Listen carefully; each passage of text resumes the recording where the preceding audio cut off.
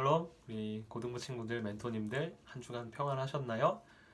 그리스도의 은혜와 평강이 우리 모든 고등부 지체들과 함께 하시기를 기도합니다.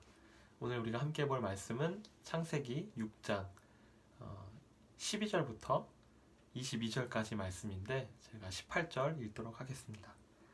그러나 너와는 내 언약을 세우리니 너는 내 아들들과 내 아내와 내 며느리들과 함께 그 방주로 들어가고. 아멘. 여러분, 투명한 유리잔이 있어요. 그 유리잔에 아주 맑고 깨끗한 물을 담습니다. 그리고 거기에 검정색 잉크 한 방울 딱 떨어뜨린다면 어떻게 될까요? 한번 상상해 보실래요?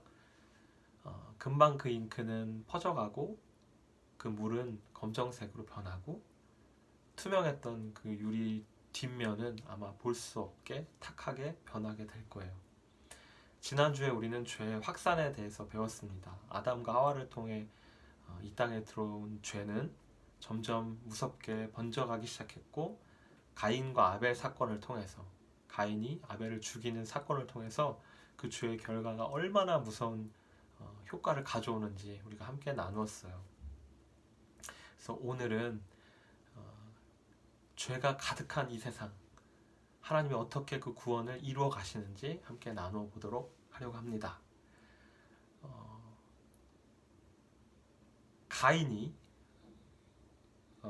자손들이 죄를 퍼뜨리기 시작하고 이 땅에는요 점점 죄로 가득하기 시작했어요. 성경에서 말하는 아주 오랜 긴 시간 동안 죄가 점점 가득하고, 성경이 이렇게 기록하죠. 여호와께서 사람의 죄악이 세상에 가득함과 그의 마음으로 생각하는 모든 계획이 항상 악할 뿐임을 보시고, 사람의 죄악이 가득 찼어요. 그리고 그 마음으로 생각하는 모든 일들이 다 악하다고 표현하고 있어요. 하나님께서 오래오래 참으셨어요. 돌아오겠지, 돌아와라. 그런데 점점 의의는 사라져가고 하나님이 없다 하고 하나님께 반역할 뿐만 아니라 하나님이 싫어하시는 일들, 그리고 하나님과 관계 맺지 않았기 때문에 생겨난 여러 가지 죄의 문제들이 이 세상을 병들게 했죠. 그래서 하나님께서는 이 세상을 심판하시려고 작정하셨어요. 중요한 사실이 있죠. 하나님께서 이 땅을 심판하시기로 작정하셨을 때, 그리고 죄가 시작되었을 때, 그리고 죄가 점점 커졌을 때 동일하게 시작된 것이 있는데, 그게 뭐냐면 바로 구원이에요. 죄와 함께 구원도 시작이 되었습니다.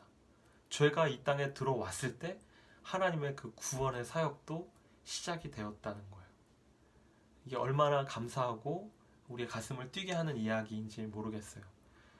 죄로 인해서 다 멸망받아야 할 우리 모든 인간을 하나님께서 어떻게 구원해 나가시는지 오늘 한 인물을 통해 우리가 보려고 합니다.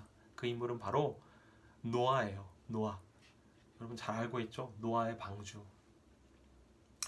아담과 하와에게서 시작된 죄가 이 땅에 다 퍼져나갔습니다. 가인 기억하시죠? 하지만 아담의 계보에는 하나님의 이름을 부르는, 하나님께서 주신 셋의 자녀들이 있었고, 에노스, 그리고 하나님과 동행한 에녹, 하나님의 사람들이 있었어요. 그런데 하나님이 창조하신 이 세상에 죄가 가득 차기 시작했죠. 성경은 노아를 이렇게 이야기하고 있어요. 의인이요 당대의 완전한 자라 그는 하나님과 동행하였으며 라고 묘사하고 있죠. 선후 관계를 한번 잘 볼까요?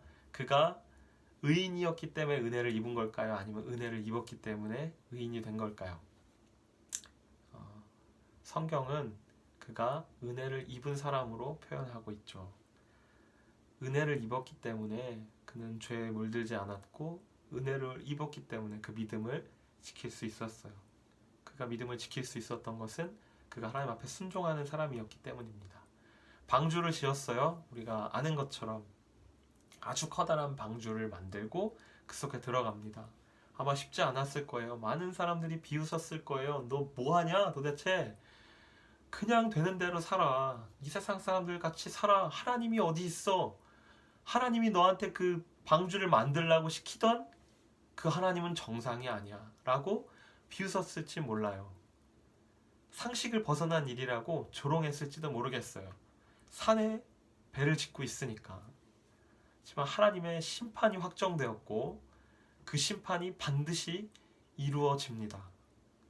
그렇지만 하나님의 은혜도 반드시 이루어졌습니다. 하나님의 은혜를 입은 한 사람 노아 때문에요. 시편 145편 20절은 이렇게 이야기해요. 여호와께서 자기를 사랑하는 자들은 다 보호하시고 악인들은 다 멸하시리로다. 이 일이 홍수 사건을 통해서 일어났습니다. 노아가 600세가 되던 해에 홍수가 이 땅에 터졌어요. 노아 방주에서는 그의 가족과 동물들이 구원을 얻었죠. 성경은 계속해서 노아가 여호와께서 자기에게 명하신 대로 순종하였더라, 준행하였더라 라고 말하고 있어요. 이 세상이 죄로 물든 그 상황 속에서도 의인이었던, 은혜를 입었던 노아는 하나님 앞에 순종하는 것을 통하여 구원을 얻었습니다. 히브리서 사건은요, 노아의 홍수를 이렇게 기록합니다. 믿음으로 노아는 아직 보이지 않는 일에 경고하심을 받아 경외함으로 방주를 준비하여 그 집을 구원하였으니 이로 말미암아 세상을 정죄하고 믿음을 따르는 의의 상속자가 되었느니라. 아멘. 노아는 그 믿음을 순종함으로 그 믿음이 증명되었습니다. 여러분, 어쩌면 우리가 노아 시대와 같은 어려운 시대를 살고 있는지 모르겠어요.